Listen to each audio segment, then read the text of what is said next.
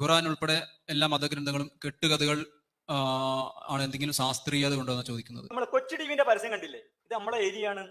ഇത് ശാസ്ത്രത്തിന്റെ ഏരിയയും മതത്തിന്റെ ഏരിയയും രണ്ടാണ്. ഈ നിരീശ്വരവാദികളുടെ പ്രശ്നം ഏരിയ എന്തായിപ്പോയതാണ്, കൂടിക്കൊഴിഞ്ഞതാണ്. അതിൽ നിന്നൊരു രക്ഷയില്ല. മതത്തിന്റെ ഏരിയ, മൊറാലിറ്റി, മനുഷ്യന്റെ അസ്തിത്വം എന്താണ്, ജീവിതം എന്താണ്, ഇതൊക്കെ പറയലാണ്. ഇപ്പോ ഈ ഭക്ഷണത്തിന്റെ നന്മ തിന്മകളെ കുറിച്ച് എത്തീസ്റ്റുകൾ പറയാനുള്ള ഒരു കാര്യമുണ്ട്.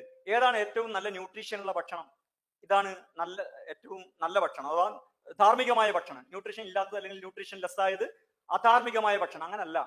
ഭക്ഷണം, എന്റെ ഭക്ഷണം എനിക്ക് അർഹതപ്പെട്ടതാണോ, വേറെ അടുത്ത് പിടിച്ചെടുത്തതാണോ, അല്ലെങ്കിൽ വേറെ കട്ടെടുത്തതാണോ, അല്ലെങ്കിൽ അത് ദൈവം വിലക്കിയ വല്ല കാര്യമാണോ? ഇതാണ് മോറൽ ക്വസ്റ്റ്യൻ. അത് നമ്മൾ മതത്തോട് ചോദിക്കും.